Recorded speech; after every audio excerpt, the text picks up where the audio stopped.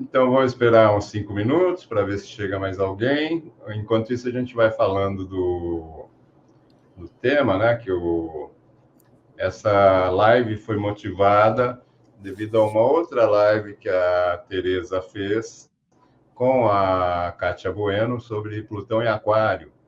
Logo que o Plutão entrou em Aquário. Aí nós conversamos e pretendemos fazer uma live nós também com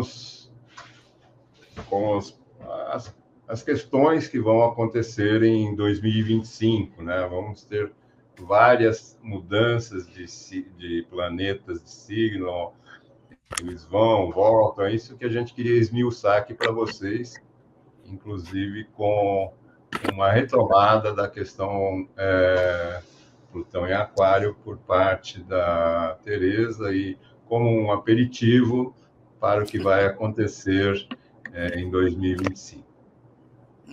Você quer falar alguma coisa, Tereza?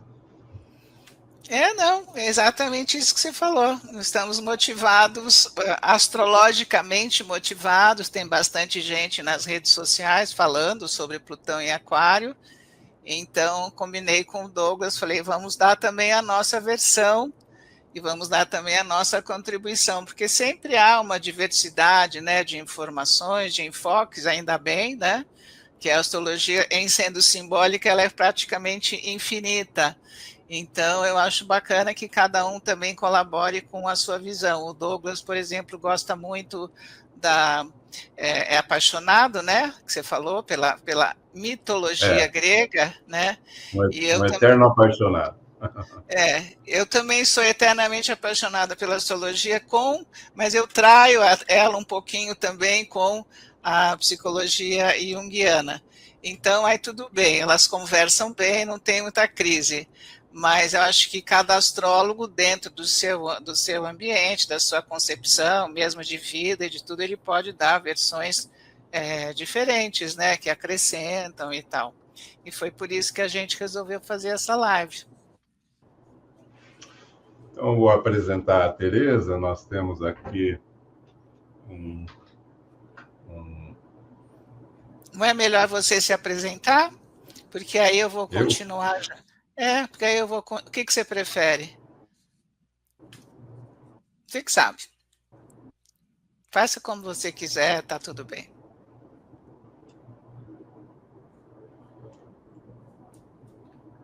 Então, vou me apresentar em primeiro lugar. Janela Douglas.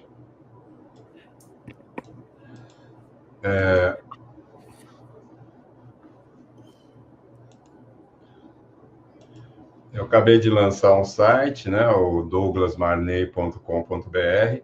Esse site ele trata de questões de mitologia, de cinema, astrologia e arte. Então, há uma interação entre arte e astrologia ou mitologia. O endereço é esse, www.douglasmarney.com.br, e ele tem também no YouTube um canal e o site replica no Instagram e no Facebook. Então, as questões que eu coloco no site aparecem nesses outros dois canais.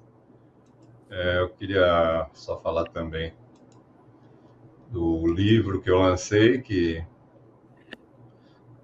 a Anel do Nibelungo, o conflito entre o amor e o poder. Ele está à venda no site, estava com um pequeno problema no link, mas amanhã eu devo consertar, que eu estava atarefado aqui com a live, então não consegui resolver tudo. Então, agora vamos apresentar a Tereza. Bem, meu nome, vocês já sabem, né? Meu nome é Tereza Cava, eu sou astróloga, psicóloga com orientação junguiana. E, na verdade, eu gosto de astrologia, acho que desde criança, que eu gostava muito de ficar olhando as estrelas de noite no céu, quando era criança, na casa dos meus pais, aquilo já era vamos dizer assim, uma emoção para mim. né? E eu comecei a estudar astrologia no final dos anos 70, com o Bola, no Rio. Já estava lendo coisas de Jung também naquela ocasião, já estava namorando as duas coisas, né?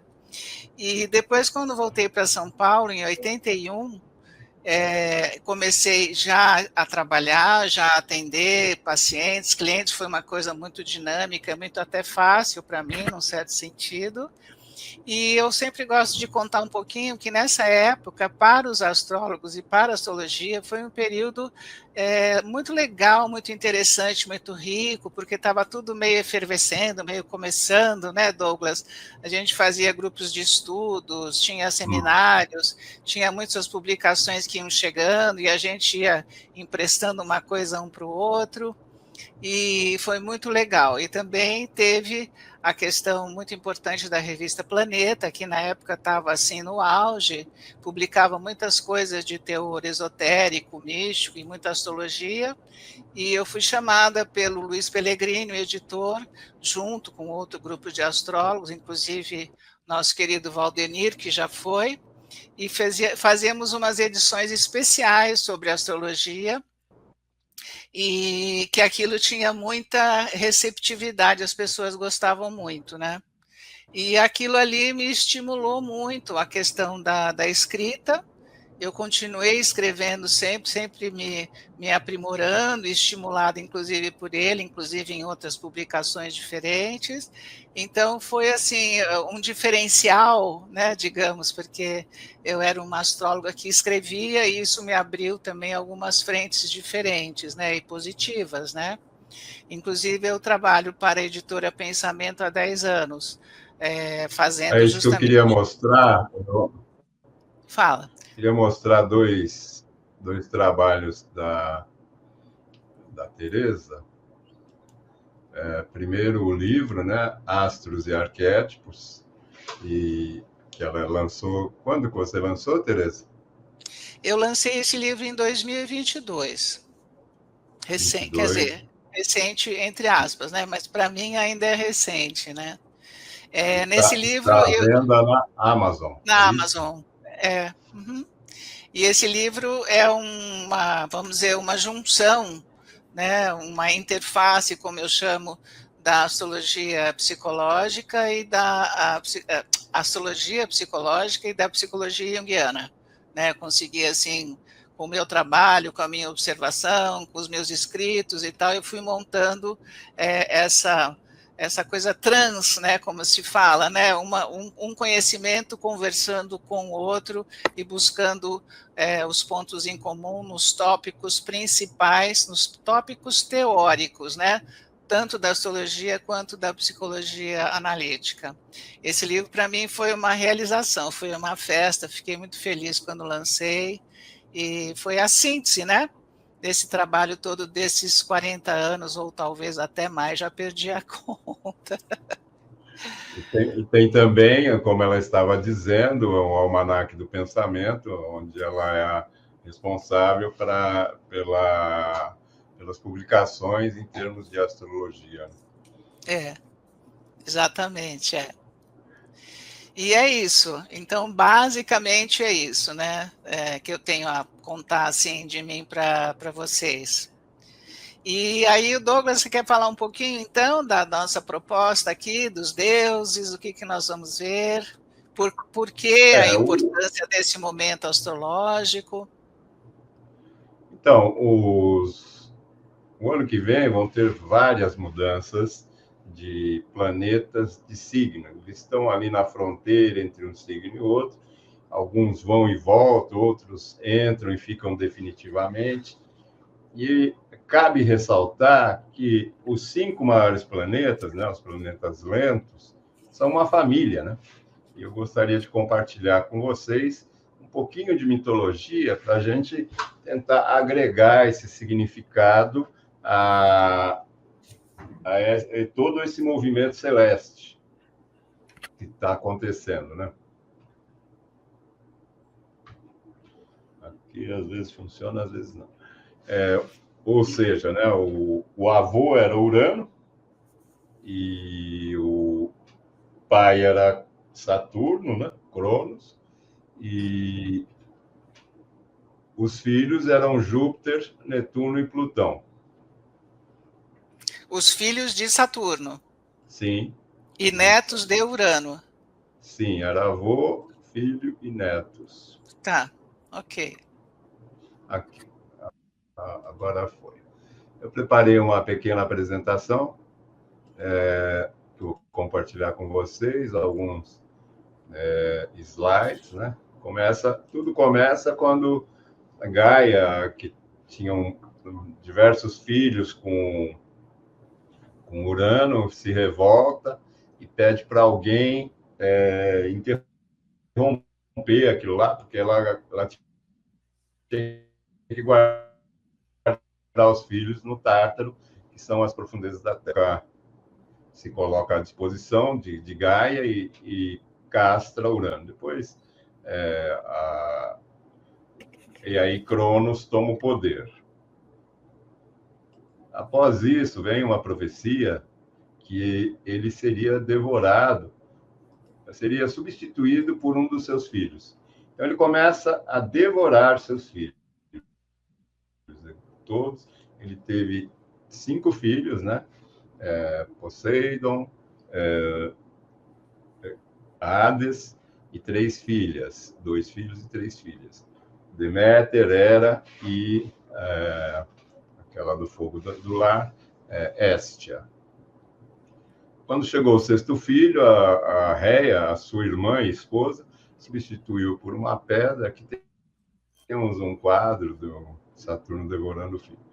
E Zeus sobrevive, volta, enfrenta o pai, ganha umas armas poderosas, né? E termina por ganhar a guerra. Aqui nós temos um slide do Júpiter fulminando os gigantes, que eram aliados de Cronos. Então, ele ganha a guerra e passa a dividir o mundo, né, com seus irmãos, que são... aqui nós temos Hades, né, com o Cérbero, Netuno com os cavalos e Zeus com a águia. Então, os 3 irmãos dividem o mundo. Hades fica com o submundo, Poseidon com os mares e Zeus com os ares. Aí eles dividem o mundo. E esses astros, o ano que vem, todos eles vão mudar de signo. Isso é muito significativo, porque quando acontece toda essa movimentação em um curto espaço de tempo, é sinal que mudanças irão acontecer. Não vai ficar tudo igual de jeito nenhum. Então, tudo isso que nós vamos falar com vocês. E vamos começar já com a Tereza falando sobre Zeitgeist, né? Que você ia falar. Isso. Uhum. Quer dizer que essa turma toda aí que vai estar a 1000 por hora em 2025 são todos parentes. E filhos e tudo parente. É o avô, o pai e os filhos. Todo mundo ali, mas estão num bom diálogo, né? A princípio não estão numa guerra. Cronos é o inimigo comum de todos, né? Ele castrou o pai e queria engolir os filhos, então ele não é bem por nenhum. Mas para 2025 ele está manso, então, né? Não está assim brigando, né, com ninguém, pelo que eu entendi, assim, né? Mas a importância, na verdade, de Urano, Netuno e Plutão, que são chamados planetas transpessoais, porque estão além, né, da órbita, portanto, de Saturno, justamente porque, não é só porque eles são parentes, não, viu?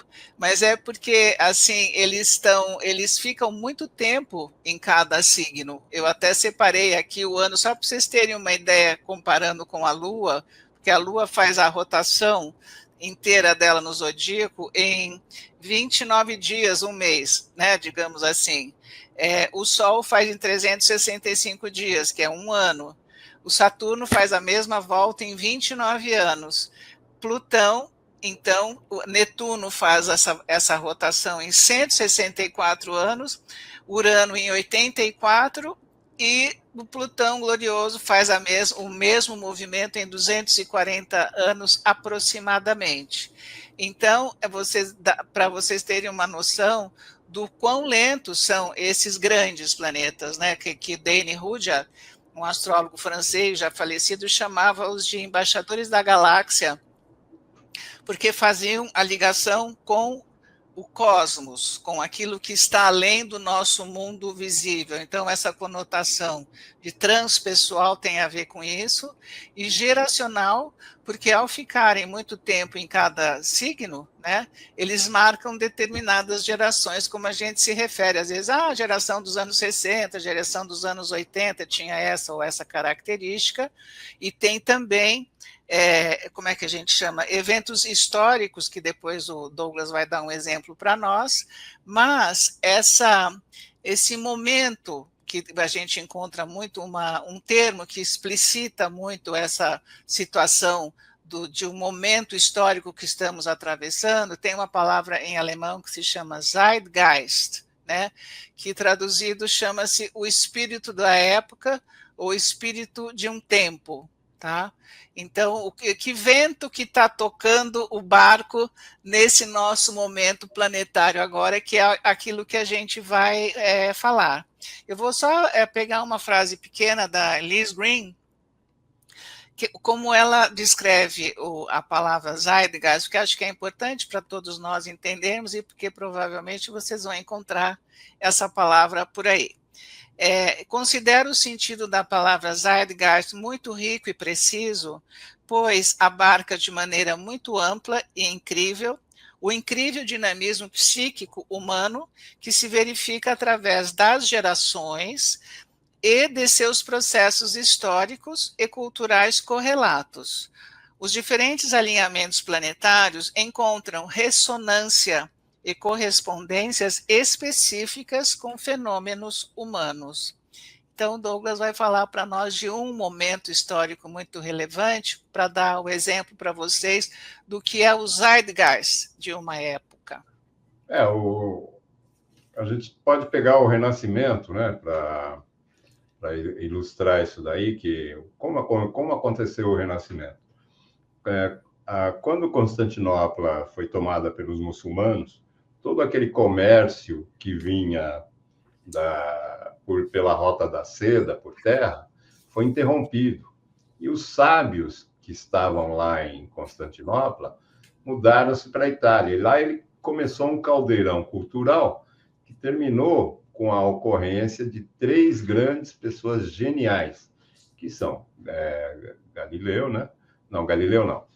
Leonardo da Vinci, Michelangelo e Rafael, por volta de 1500.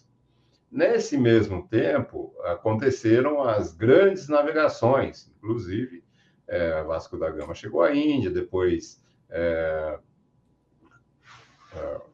o Cabral veio aqui tomar posse, que já se sabia da existência da Terra, tomar posse do Brasil, em nome de Portugal, e isso aí era uma aventura. Em primeiro lugar, Colombo chegou à América em 1942. Então, toda essa efervescência, nesse momento, é tudo esse Zeitgeist.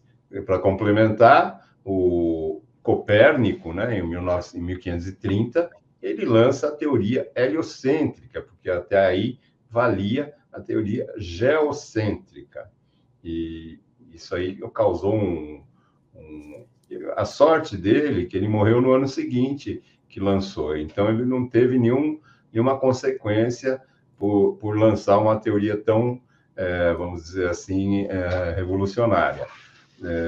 E, em compensação, Giordano Bruno, no final do século XVI, foi para a fogueira.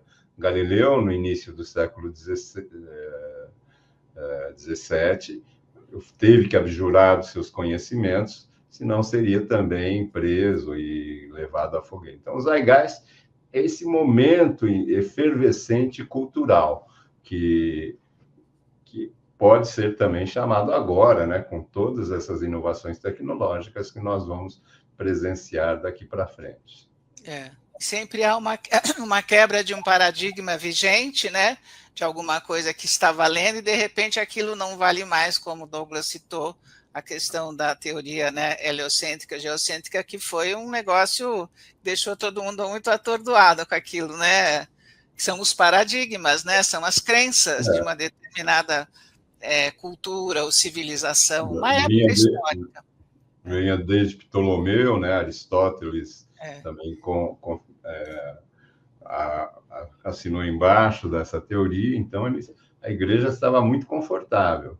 Até que começam a vir os ventos da mudança. Os ventos, exatamente. Então, nós estamos falando de planetas, nós estamos falando de energias, né, arquetípicas. Eu vejo muita gente falando de arquétipo por aí, sem entender exatamente qual é a dimensão estrutural desse conceito. Então, eu vou fazer aqui um parênteses para a gente poder tocar adiante toda essa questão que nós estamos falando, que a astrologia é uma linguagem simbólica, em essência, funciona por analogias também, pelo princípio das correspondências. Então, o arquétipo também se insere nesse entendimento. Eu fiz aqui um resumo para vocês, pensando já no como explicar bem essa questão. Então, as forças arquetípicas, na verdade, que nós estamos falando dos planetas, são motivações e impulsos que são comuns a toda a humanidade, vocês vão entender por quê. O arquétipo, ele é a matéria-prima que vive e mora dentro daquilo que Jung chamou de inconsciente coletivo, né? Então, o tal do arquétipo, né, as imagens arquetípicas, elas são arcaicas, elas pertencem a toda a humanidade. Tá? O arquétipo é uma representação imagética e instintiva, então ele tem uma natureza da imagem e do instinto como os dois lados de uma moeda, por exemplo, né? E essas características pertencem a toda a humanidade. Portanto, a imagem de um arquétipo, ela se torna universal. Ou seja, se ela pertence à humanidade, ela é ao mesmo tempo arquetípica, né? E essas representações arcaicas são encontradas em diferentes culturas de diferentes épocas, mas com vestimentas, roupagem ou cores diferentes, tá? Então, você tem, por exemplo, as imagens da mitologia grega, como o Douglas já mostrou, dos deuses e o Olimpo e tudo aquilo, mas você tem os correlatos das divindades, por exemplo, nos orixás, né?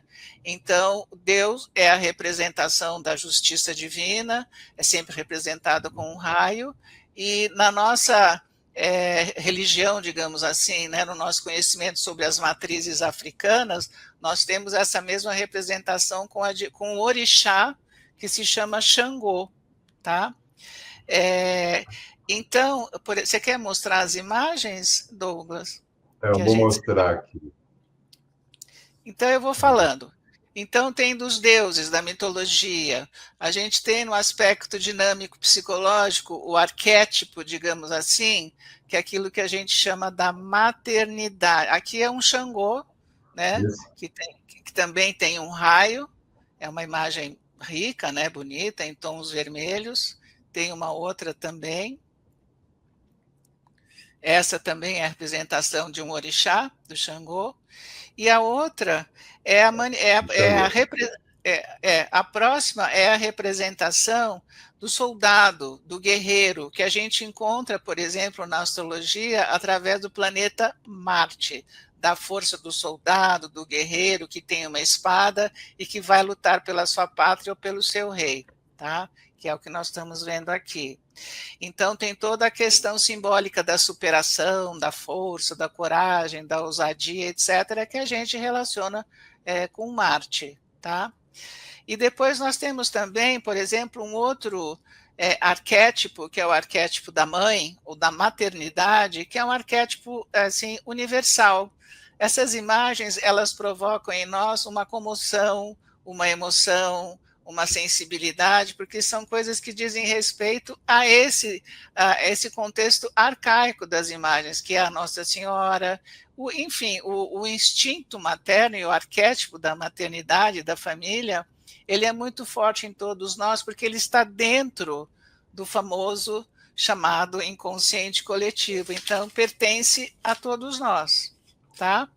Então é disso que nós estamos falando. Essa é uma outra imagem da mãe e do seu bebê, que sempre são imagens que tocam o nosso coração, porque vivem nesse nosso processo imagético coletivo, né? E o Plutão, como o senhor, né, dos mundos subterrâneos, que o Douglas já falou um pouquinho, na divisão dos mundos ele ficou como o dono do mundo dos mortos e das trevas. O simbolismo arquetípico dele está muito ligado à morte e ao renascimento, não só à morte, né? Então ele também expressa com muita intensidade a força do inconsciente, e por isso, quando ele está muito ativo, ele ativa muito as massas, ativa muito a coletividade, porque nós estávamos falando dos planetas geracionais, né? Então ele tem justamente esse poder de transformação e de modificação dos paradigmas. E o aquário, Plutão em aquário, nós estamos agora falando do simbolismo aquariano, que tem a ver com inovação, mudanças, tecnologia, liberdade, que é uma palavra-chave desse signo. Então nós podemos já imaginar que todos os avanços e todas as inovações tecnológicas vão sim promover um despertar de consciência e uma mudança muito grande nesses paradigmas que a gente está acreditando já há muito tempo e que provavelmente, acho eu, muitos deles vão cair por terra, porque Plutão também, ele significa, como é que a gente chama? Revelações, né?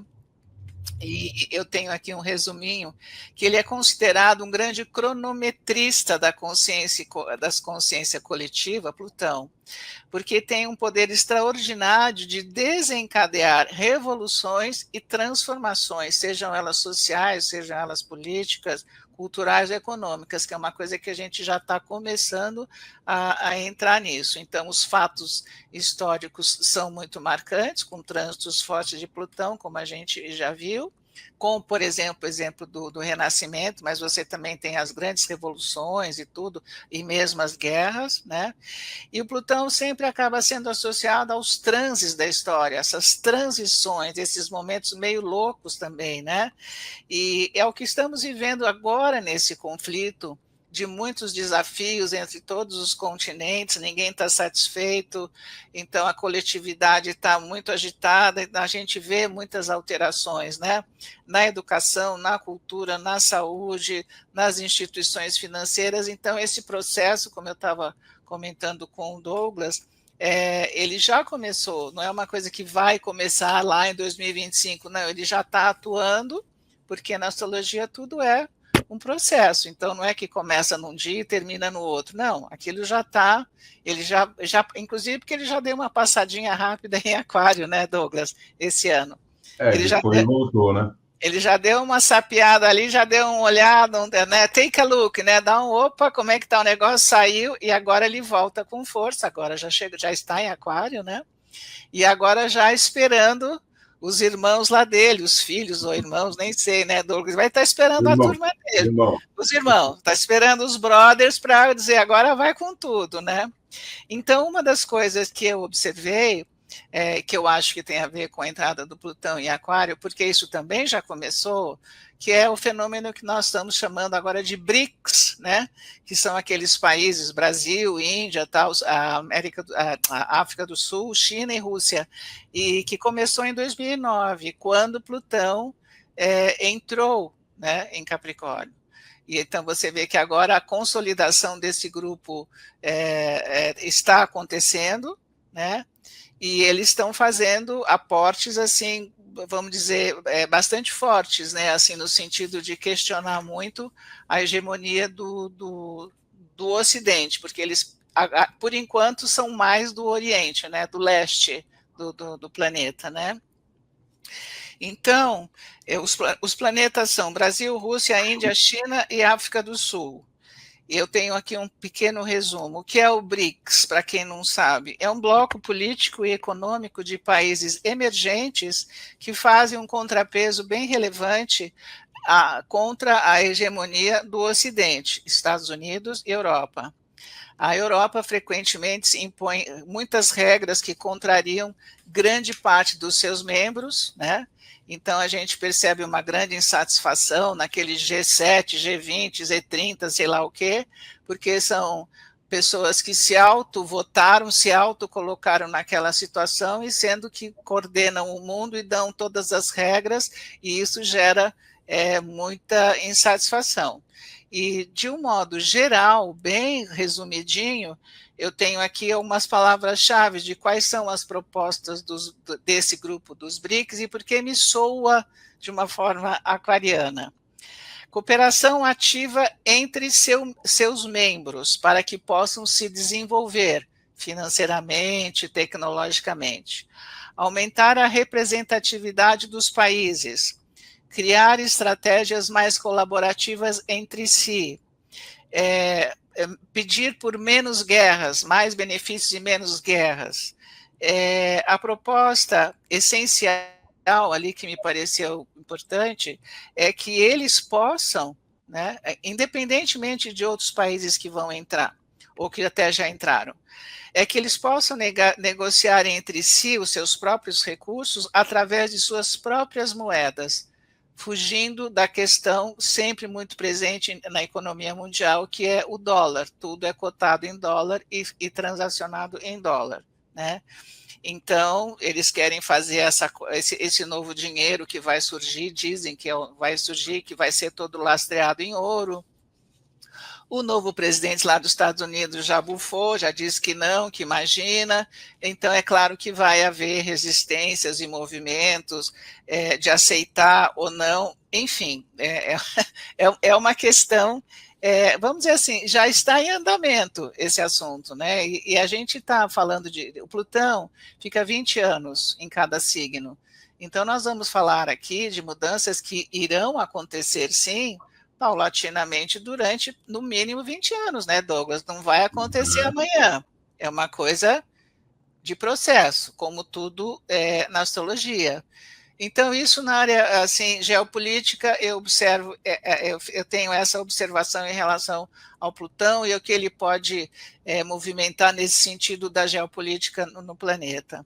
Tem uma outra coisa que todo mundo fica muito interessado, e com razão, que são as camas médicas. Não sei se vocês já ouviram falar das camas holográficas, né? Ou camas medicinais também, as famosas medbeds, né, camas medicinais. E elas têm uma tecnologia chamada quântica ou regenerativa. O Douglas vai buscar aí umas fotos para a gente poder vê-las, né? E muito futuristas, né? Muito futurista o design delas, né? E elas fazem um escaneamento ou varredura no corpo humano. Então, essa tecnologia regenerativa consiste em analisar o sangue, avaliar a memória energética, a memória do padrão energético que existe no DNA, e ao identificar o DNA básico da pessoa, ela faz, né, como uma espécie de impressão de renovação do corpo.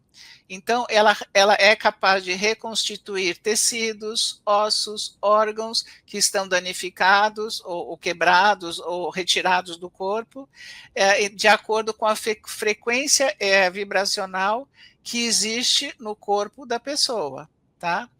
E assim, essa restauração é incrível, porque dizem que pessoas que já deram depoimentos, que sai assim, novinho em folha. Inclusive, o que se fala das camas, que todo mundo fica animado, é que elas têm o poder também de rejuvenescer o indivíduo, não por muitos anos, mas muitos anos. Então, a pessoa tem 80 anos, quer voltar à condição física de 50, ok, a cama também tem esse poder, né? Elas já existem, teoricamente, pelo que eu já estudei, elas vão chegar a partir do ano que vem em vários lugares do mundo, serão já instaladas, já existem lá nos Estados Unidos em alguns lugares, e até então elas existem, segundo me consta, já há 80 anos, e estão na mão dos militares dos Estados Unidos, tá? Então, isso é uma coisa que vai revolucionar a medicina. Nós vamos poder fugir de remédios e de tantas outras coisas que, na verdade, nem curam, né? Mas certamente vai agitar muito o mercado das farmácias e a indústria farmacêutica de um modo geral, né? Outra coisa que eu acho que tem bem a cara de Aquário são as terapias holísticas, que a gente até já conhece, né? Que podemos falar depois um pouquinho também, que as terapias vibracionais ou quânticas, como se chamam hoje, elas que trabalham com a energia, elas já estão à nossa disposição há algum tempo, só que elas vão crescer de forma muito mais marcante, né? A medicina chinesa, que trabalha com a energia dos meridianos do corpo, o shiatsu, o doin, aromaterapia, radiônica, radiestesia, todas essas terapias complementares ou holísticas trabalham com, fazem parte dessa medicina integrativa ou vibracional. Por isso são consideradas holísticas, porque trabalham o corpo humano no sentido integral, que é o emocional, psíquico, físico e espiritual, né? Então, é um processo de harmonização e de equilíbrio de toda a energia que nós temos, né? E, aquarianamente falando, tem o aspecto econômico, muito importante, que se chama Quantum Financial System. Não sei se você tem a foto do computador quântico aí. Não lembro onde eu coloquei agora. Então deixa. É um supercomputador gigantesco, enorme, que vai controlar todas as finanças globais, né?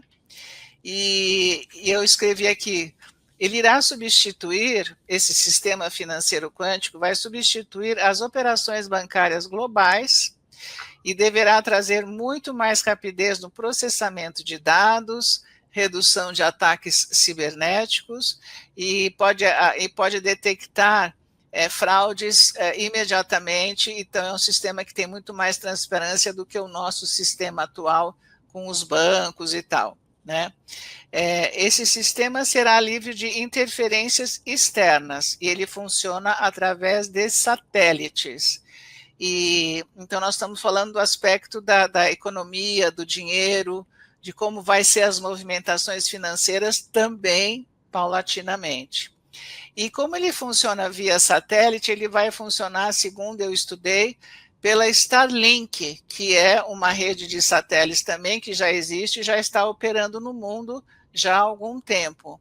E os celulares também terão essa característica quântica e também vão funcionar através dos satélites dessa rede Starlink que está aí já funcionando. Então, como eu estava comentando, tem coisas que já estão operando, e esse sistema quântico também já está operando em alguns lugares, porque está sendo testado, e os celulares também vão chegar, né?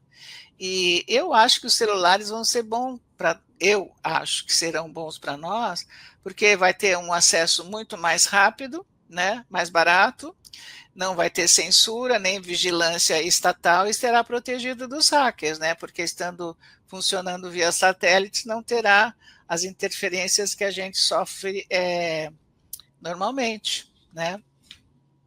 Então, essas são as coisas que eu selecionei, né, do ponto de vista da geopolítica, da economia, e depois vou falar um pouquinho mais na área de comunicação, e também da saúde, porque tudo aqui me parece ter um aspecto aquariano no sentido de um resgate de uma autonomia, de uma liberdade, de você fazer as coisas mais do seu jeito, você cuidar da sua saúde de uma forma mais natural, do seu jeito, sem depender tanto de hospitais e remédios. O dinheiro, você vai ser responsável para mexer com o seu dinheiro, não vai ficar dependendo de bancos e juros estratosféricos. Então, é aquela coisa que você falou outro dia, né, Douglas, o Estado mínimo interferindo pouco nas coisas, né? E aí a descentralização também do poder, que é um arquétipo, um símbolo aquariano. Eu não sei se eu sou otimista demais, mas eu vejo tudo isso com bons olhos, né? No sentido que nós vamos ser seres mais tecnológicos. Então, para bem e para o mal, gostemos ou não, eu acho que isso a gente está caminhando realmente para essa realidade, né, Douglas? Exato. Seremos quânticos todos, né? Eu gostei do título que você colocou na live lá, que é Saudades do Futuro. Né? É. Eu sou otimista. Tem gente que fala que eu sou um pouco demais. Assim, realmente, pode ser que fique tecnológico e frio demais, né? Virtual, digital demais. Isso realmente me incomoda um pouco. Mas, assim, o fato da gente ter mais liberdade e tempo para poder usufruir de outras coisas na vida, eu acho que isso pode ser também bastante interessante, porque nós estamos muito escravizados pela questão econômica, de um modo geral, né? Pelas instituições e pela maneira como a coisa é feita, né? É o que eu Uhum. penso. Vamos ver, né? Vamos aguardar. Vamos dar outro enfoque agora? Acho legal, acho legal. Netuno em Áries.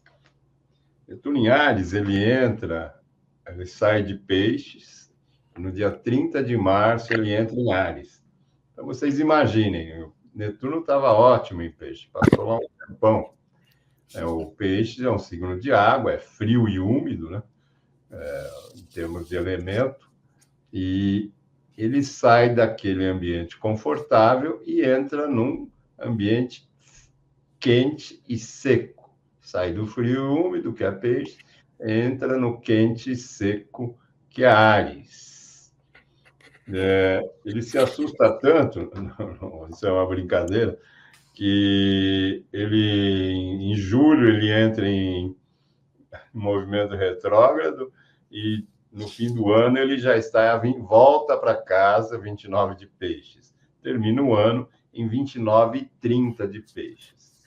O que a gente pode inferir aí desse movimento de Netuno para Áries, né? Uma questão básica é a saída do inconsciente coletivo, né? Peixes é o inconsciente coletivo, para adquirir uma nova identidade, ou dissolução da identidade para unir-se ao todo. Podemos falar também, como Áries rege a cabeça, pesquisas, avanços e pesquisas inovadoras na questão da neurociência. Ou ainda, né, uma coisa mais mística, poderes mentais que ainda eram desconhecidos pelo ser humano vão ser descobertos. A questão de a gente utiliza apenas uma pequena parte do cérebro. Vamos poder utilizar um pouco mais. Além disso, participação mais assertiva dos indivíduos em seus processos de cura, de bem-estar e cura. Pode ter também algumas questões negativas, né? Dificuldade para ver a realidade, somatização de doenças psíquicas, combinação de pressupostos da ciência com preceitos da espiritualidade. Você vai unir o corpo, que é Áries, cabeça, corpo, atividade, impulso, com o Netuno. Netuno é o dissolutor. Quando você comecei a estudar lá com o Vanderlei Verlini, em 1977, ele dava títulos para os planetas. E o título de Netuno é o dissolutor. Mitologicamente, ele carrega um tridente que provoca terremotos e maremotos. Então, ali vai ter uma possibilidade de muita coisa deixar de existir da forma como é vista hoje. Em seguida, quem entra em Áries também é Saturno. Saturno estava desconfortável já no signo de Peixes, né? Porque Saturno ele se dá bem em terra e no ar. Ele rege Capricórnio e regia Aquário. Agora ele é o segundo regente, o regente noturno de Aquário. Em Peixes é um signo de água, ele já não está bem. E ele sai desse ambiente aquático em 25 de maio para entrar no signo de Áries. Entre julho e novembro ele entra em movimento retrógrado e volta até 5,9 de peixe. Termina o ano em 26 de peixe. Quer dizer, os dois, eles entram, mas voltam para trás. Esses dois que estavam em peixes dão uma passadinha em Áries, mas retornam. O Saturno, eu falava, quando tem um trânsito de Saturno no ascendente, é uma lenta e dolorosa renascimento. Quando você tem aquele Saturno passando na cúspide do ascendente, quer dizer, um renascimento, mas é uma coisa carregada de peso, porque você tem que deixar muita coisa para trás, mudar suas atitudes. Ali poderá acontecer que a iniciativa combinada com a disciplina aumente a produtividade. Só que Saturno, em Áries, se você pegar, ele se exalta em Libra, em Áries ele vai estar em queda, ele não tem muita força para produzir essa produtividade. Então, vai depender de outras questões. Isso sim, retorno das consequências das ações passadas. Como Saturno é o dono do karma, tudo que você fez em outras ocasiões vai retornar para você. O Saturno em Áries, ele fica em uma atitude defensiva, sempre aguardando algum ataque. Dificuldade na colaboração e na comunicação, ambição, projetos pessoais em detrimento da cooperação e falta de diplomacia. Então, é um planeta, segundo as regras de Mohan, um planeta maléfico, em mau estado cósmico, em um signo maléfico. Não produz os resultados positivos, pelo contrário, ele vai trazer questões negativas para os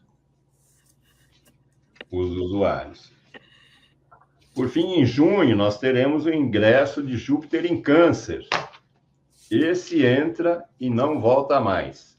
Ele entra em Câncer no dia 9 de junho,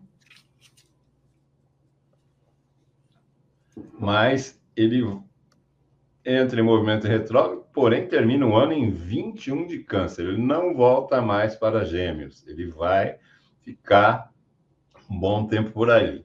O que a gente pode... vou colocar aqui o banner, Júpiter em Câncer, né? Nós estamos falando. A importância da família, das tradições, folclore, princípios morais e religiosos. Em Júpiter em Câncer, ele está exaltado, né? Porque o Júpiter, na mitologia, ele tinha filhos com todo mundo. Então, ele é um símbolo de procriação. Por isso que ele se exalta em Câncer. Preservação dos valores mais tradicionais de cada país, soberania e amor à pátria, respeito pelo patrimônio cultural, defesa da propriedade privada, expansão na agricultura, busca de uma vida mais natural. Então, Júpiter em Câncer, ele vai trazer todo esse amálgama de nós voltarmos a deixar essa cultura globalista, woke, de lado, e ficarmos mais centrados nas questões tradicionais do país, a família vai ser novamente valorizada. Então, até junho nós temos esses três. Depois, quem vem, eu vou colocar o mapa aqui do Urano em Câncer, Urano em Gêmeos, desculpa, que aí você vai poder falar dos aspectos que ele faz com os outros planetas. É um mapa muito interessante. Só um instantinho. Eu vou fazer uma pergunta para você. Você está falando do amor à pátria, né?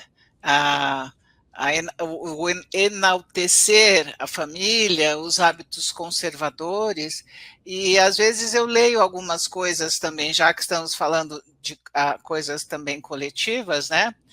Primeiro que eu acho que ele dá uma esfriada aí nessa movimentação aérea toda muito intensa que vai ter o ano que vem, né? Porque a água é um elemento mais suave, ou mais pacífico, digamos assim. Mas eu vejo também que, em termos de geopolítica, há uma onda assim conservadora que está aí no mundo, e inclusive na própria Europa, né? E parece que esse ano de 2025 terá isso se dará de forma mais evidente. Eu tenho essa impressão também. E já vi um outro astrólogo que eu gosto muito que ele fez esse comentário, não por causa só do Júpiter em Câncer, mas também por outras coisas que ele estava analisando, né? E essa onda, como nós estamos falando do Zeitgeist, são ondas, né? Não sei se é passageiro ou não, mas há um resgate dessa coisa mais tradicional e familiar, e essa valorização do agronegócio, da propriedade, da casa, da família, é uma coisa que está pintando também na Europa também, bem forte.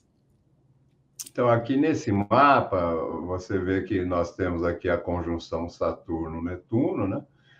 Depois tem aqui o Urano já em Gêmeos e o Plutão em Aquário. O que, que acontece? Tem um trígono entre Urano e Plutão e um sextil entre o Plutão e o Saturno-Netuno e outro sextil entre o Urano e Saturno-Netuno. Você queria falar desses aspectos, Tereza? Eu posso falar do Urano em Gêmeos, né? Sextil Netuno e Plutão, é no mesmo momento, praticamente, né? Eu escrevi assim, como eles acontecem simultaneamente, guardam também algumas semelhanças entre si, né? E eu dou destaque aqui para uma questão, claro que tem outros olhares, mas assim, de ciência e espiritualidade convergem cada vez mais para beneficiar a saúde da população. Então, eu estou focando mais na questão da saúde, né? E a espiritualidade, que é Netuno, que está em Áries, né? Como você falou também, a questão da neurociência. Ou seja, que a saúde também não é só a ausência da doença, né? E essa questão da neuroplasticidade, que é uma coisa que tem sido bastante falado, né, a neuroplasticidade em várias coisas, ou da neurociência, na psicologia, etc., que essa tal plasticidade neuronal corrobora muito com essa tendência de mudanças que nós estamos falando, que vão acontecer, porque ela afirma que o cérebro humano ele pode se renovar com novas conexões neurais, a partir do aprendizado ou da interação com o ambiente, tá? Então, essa história de que uma pessoa envelhece, sabe, e perde a memória e não aprende mais nada, está meio caindo por terra, porque eles estão afirmando justamente que se você tem mais idade, mas está lendo, está estudando, está se exercitando e está atuando com o seu cérebro, né? De várias maneiras, como nós dois estamos aqui, né, estudando, pesquisando, apresentando uma coisa, a pessoa está fazendo um seminário, enfim, se autoestimulando do aspecto cognitivo, o cérebro não vai envelhecer, tá? Então, eu acho isso muito, muito, muito interessante para que as pessoas também saiam um pouco desse paradigma da velhice. E com as camas médicas que a gente espera que cheguem e que vão promover o rejuvenescimento integral da pessoa, então a gente pode imaginar um mundo mais interessante, né? Porque a gente não vai envelhecer, né? Vai viver mais anos e ter mais qualidade de vida, né? Assim, uma coisa bacana. E essas chamadas curas quânticas que eles falam, guardam essa convergência entre o pensamento científico e a espiritualidade, que é a neurociência, né? Então, as tais chamadas terapias complementares que eu já comentei, elas reestruturam a dimensão vibratória do ponto de vista emocional, energético e espiritual, e que nós já temos elas por aqui já há muito tempo com outros nomes. Então, a gente já tem a radiestesia, a acupuntura, temos a cromoterapia, a aromaterapia, a fitoterapia, são as chamadas, então você vai dizer, mas se já existem, elas já existem, mas elas vão entrar, eu acredito, de uma maneira muito mais ampla no cotidiano das pessoas, porque as pessoas, inclusive, porque Urano em Gêmeos vai trazer, eu quero crer, que as pessoas vão ter muito mais acesso a esse tipo de conhecimento. E hoje, com as redes sociais, isso já mudou, né, Douglas? Porque hoje você faz lives, faz seminários, faz consultas online, você tem uma série de dispositivos, e às vezes até gratuitos, onde você consegue incrementar esse conhecimento, por exemplo, a respeito da sua própria saúde. Então, é aquariano, sabe? Não é o médico que cuida da minha saúde, sou eu. É uma outra postura, como as pessoas falam, eu passei lá no médico, ele deu uma receita, fiz o exame, o que tinha no exame? Nem sei, não é? A gente sai de uma postura mais passiva em relação ao que eu tenho, nem sei, e o que o médico falou, não sei também, e que remédio você está tomando, sei lá, e para você se cuidar, né? Para você ter mais as rédeas e o pulso de cuidar de si. Então, o autoconhecimento, sem dúvida, é uma coisa que está aí para todo mundo de forma mais óbvia, mas eu acho que essa questão da saúde, que é uma questão que mexe muito com a vida das pessoas, né? A falta de saúde, né? A doença e as limitações e tal. Então, eu vejo por esse lado. Né, talvez mais psicológico e psicossomático, né? Agora, o Urano em Gêmeos, Urano que é o céu estrelado, num signo ligado ao conhecimento, de abraços e beijos, né? Beijos e abraços com Plutão em Aquário, que também é um signo do ar, inclusive representado pelo aguadeiro, que é uma figura humana que derrama o conhecimento.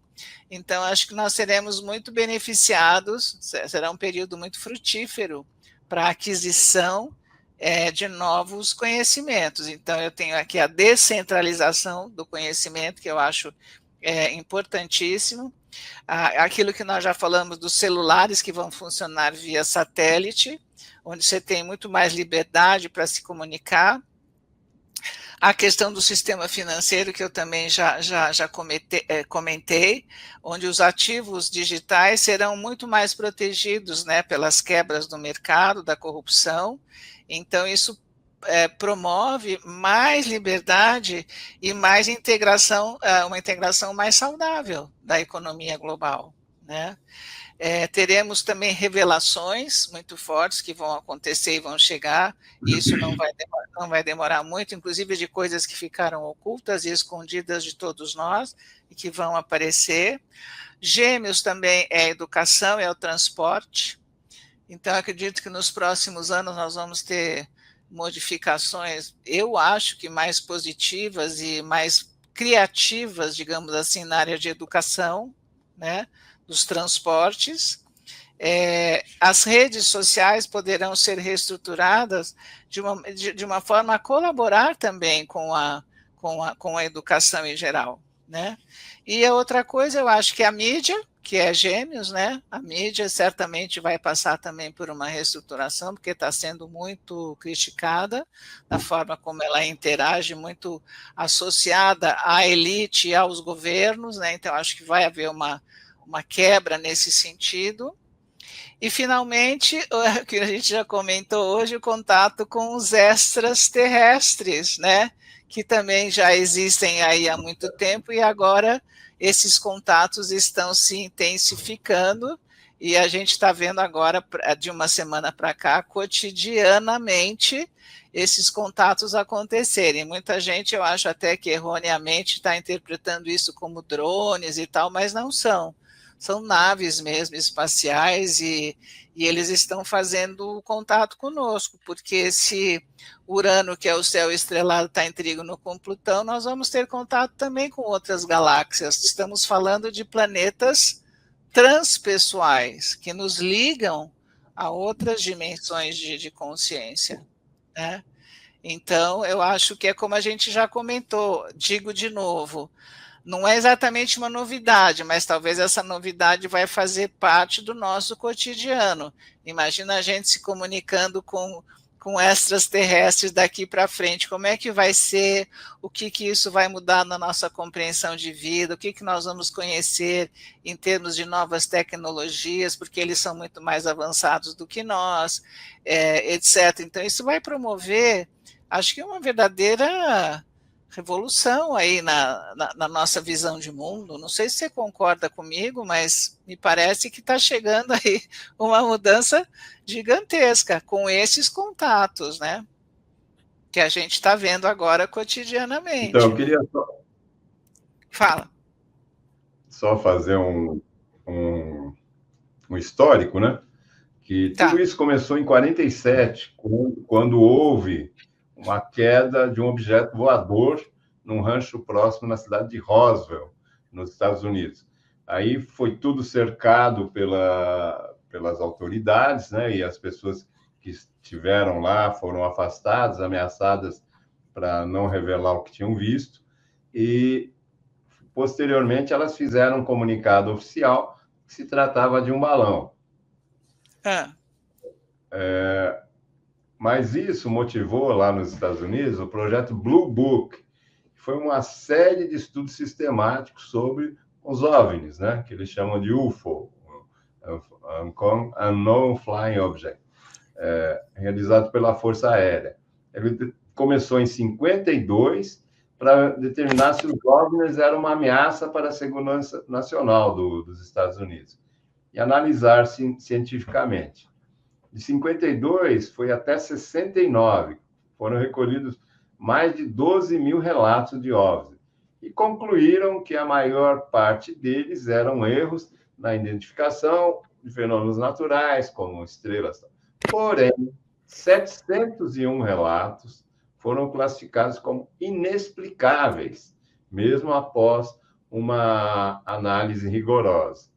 Então, é uma questão que já existe, os governos já sabem disso, não é só Estados Unidos, mas nós tivemos aqui no Brasil o caso do ET de Varginha, que se avistou também uma queda de um objeto, foram vistas pessoas de espécie diferente.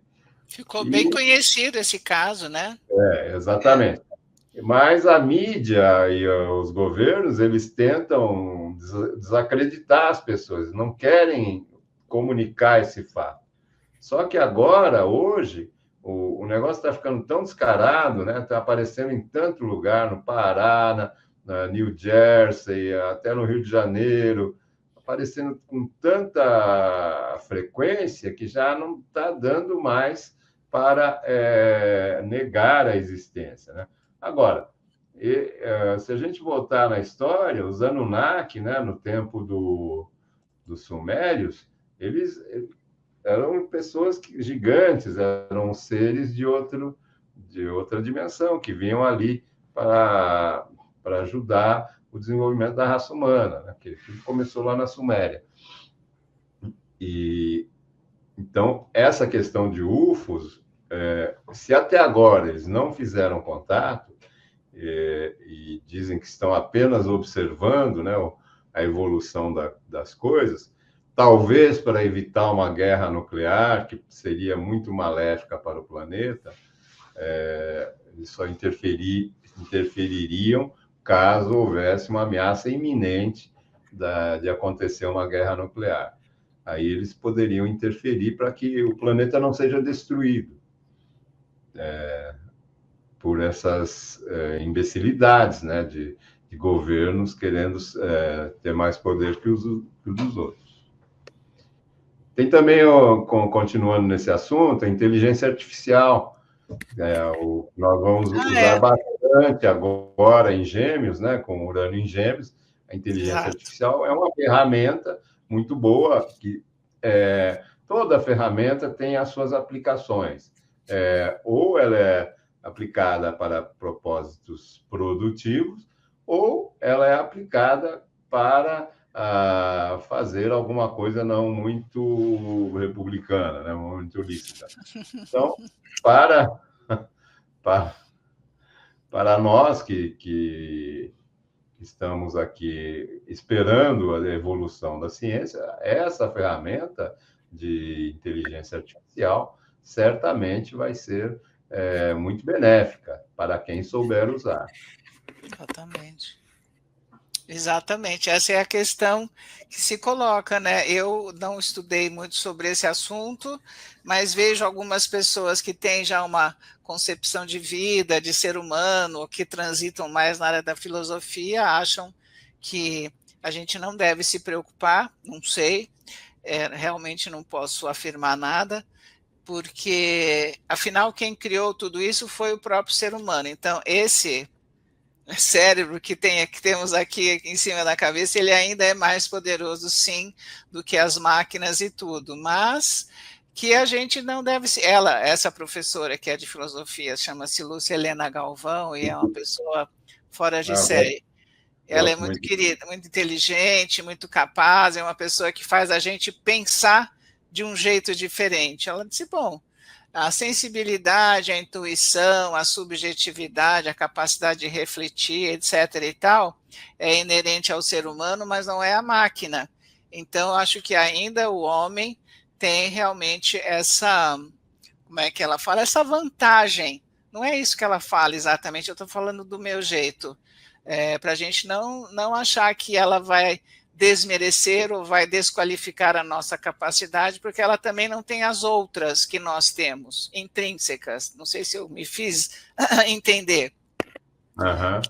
A criatividade, a reflexão, a subjetividade, a intuição, enfim, tem outras coisas que são inerentes a nós e que a máquina, às vezes, não abarca tudo isso, né? Eu tenho uma coisa, eu comentei, acho com você outro dia, Douglas, que eu gosto muito, que é uma passagem de uma das obras do Jung, porque ele fala dos instintos, né? E acho que até comentei com você que nós humanos temos instintos básicos, né? De comida, de sobrevivência, de procriação, de sexualidade, não sei o quê.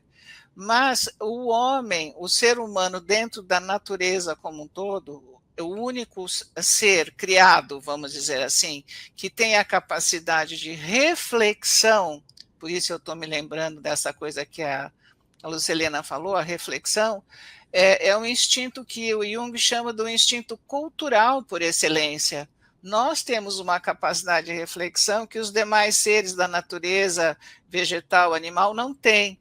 Isso nos diferencia como seres aqui nesse mundo.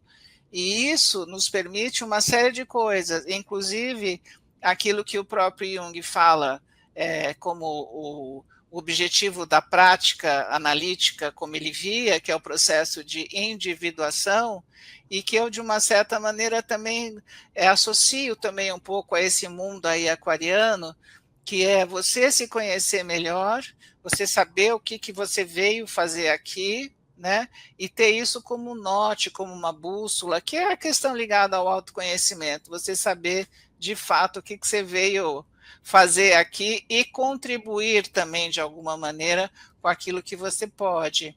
Então, eu acho que isso nos diferencia de uma máquina, por exemplo. Dos animais que são absolutamente previsíveis, porque eles têm uma base instintual e acabou. Nós não. Nós temos a nossa energia de criação e de inteligência das coisas que nos diferencia também de uma máquina.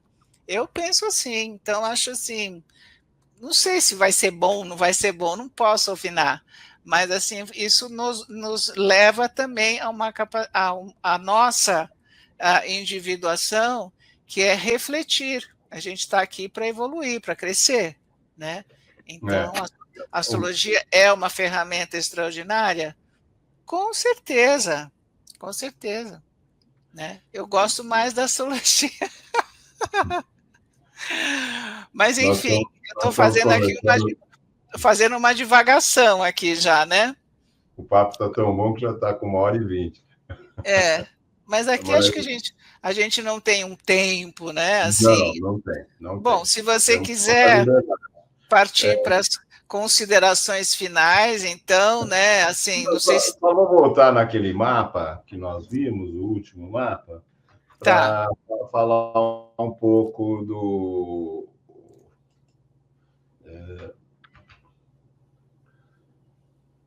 Espera aí.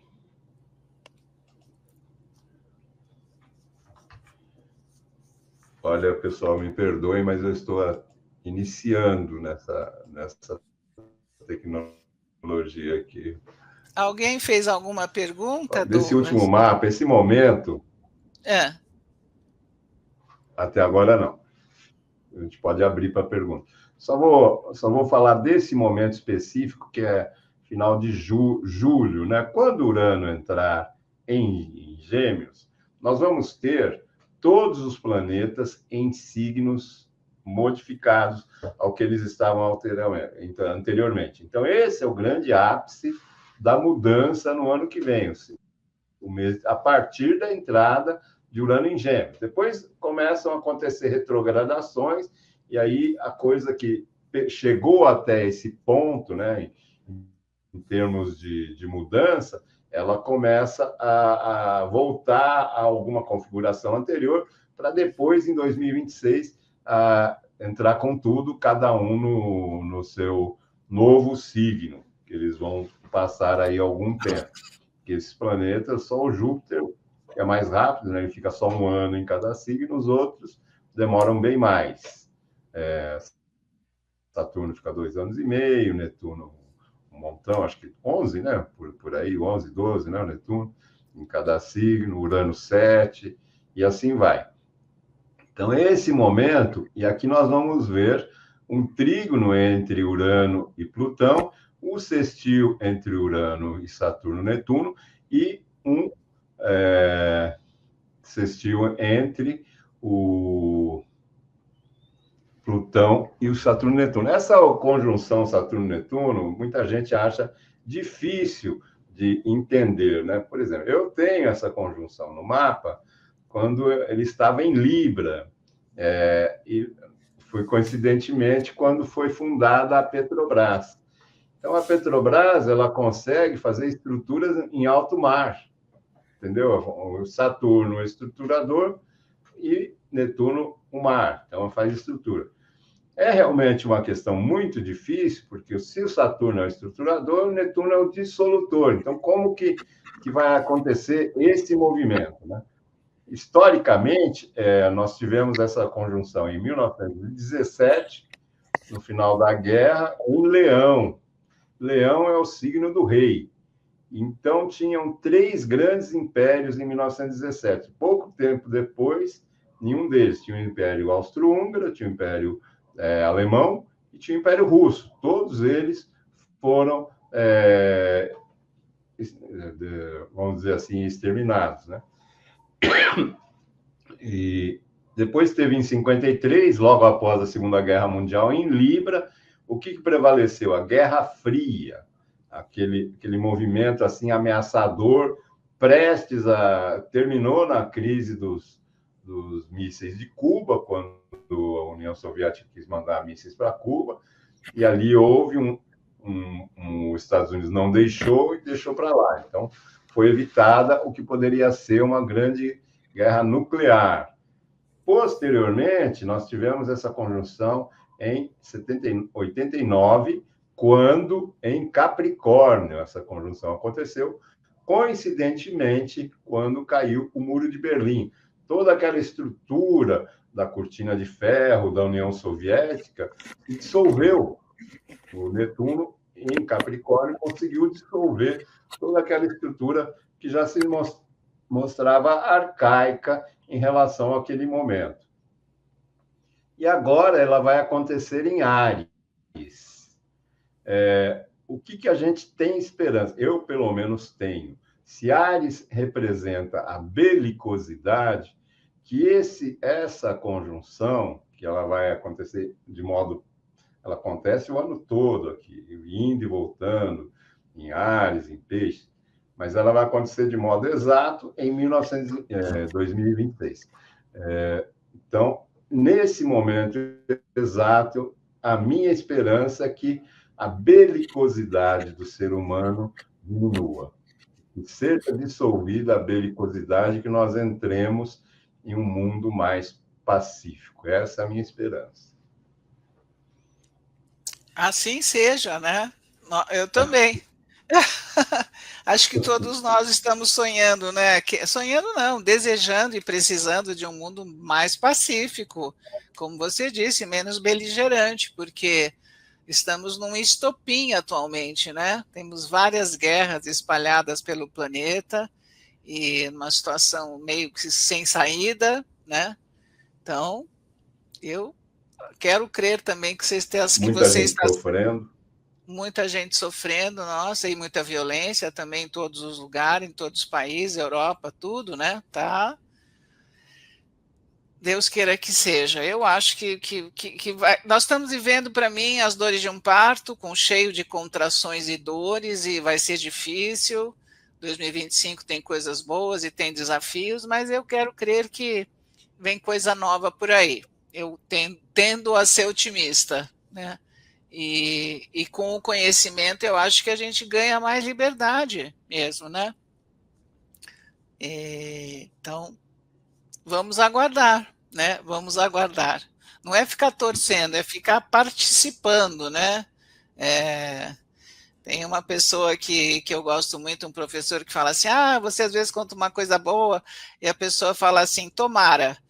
Aí ele sempre fala, não fica falando essa palavra tomara, porque ela tem dúvida, pode ser que sim, pode ser que não, diga mais positivamente, assim será, amém, isso mesmo, legal, valeu, sei lá, mas não diga tomara, porque o tomara sempre tem aquela coisa assim, aquela esperança meio pífia, né?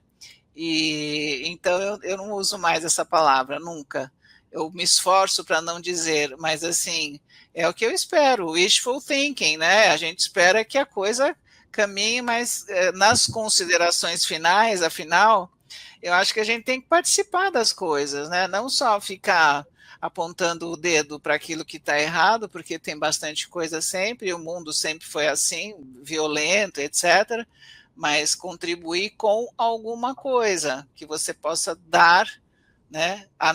Mesmo que seja você se melhorar como pessoa a cada dia, já tá de bom tamanho. E não ser vítima, né? Não ficar só no nhó. Eu acho que isso você já está contribuindo com com uma atitude, uma postura positiva, né? De contribuição, de parceria, de associações, que o aquário tem a ver com tudo isso, né? E as mudanças já estão acontecendo. Queiramos ou não, mesmo que haja uma força de resistência, e vai haver, assim, elas estão a caminho, e acho que os ciclos históricos mostram, e você sabe disso, né, Douglas, que quando a mudança chega, ela vem para valer. Tem horas que não tem como botar marcha ré, né? É verdade. E esse ano, a minha orientação é que as pessoas estejam abertas ao novo, entendeu? Não se apeguem tanto ao que já existe, que sejam mais adaptáveis e, estando abertas ao novo, ficarão mais receptivas para as mudanças que esses arquétipos do inconsciente representados pelo planeta vão provocar na nossa vida. Então, desapego é uma questão, abertura e inventividade. Plutão em Aquário e Júpiter em Gêmeos tem a ver com inventividade. A pessoa deve se reinventar. E essa seria a questão correta, né? Eu acho que isso que é a mensagem final que eu posso deixar para os nossos Ouvintes. espectadores. Sermos co-criadores da nossa história, do nosso destino, envolve uma dose grande de coragem e de criatividade, não tem dúvida. Ficar sentado no sofá, vendo televisão, essa coisa toda que a gente brinca, mas é verdade, aí não funciona. Você vai ter que se pôr, né, a caminho e numa postura diferente, que é o que você está falando, né, Douglas? Uma postura diferente vai atrair coisas diferentes para a sua vida, né? É isso aí. E vamos em frente. Nós recebemos um elogio da Patrícia, que é muito bom. Se alguém tiver alguma pergunta, pode fazer. Estamos dispostos Sem aqui dúvida. Aberto ao novo. Ela Aberto ao gostou. novo. Então é isso, Tereza. Eu gostei muito de fazer essa live com você. Foi como primeira experiência.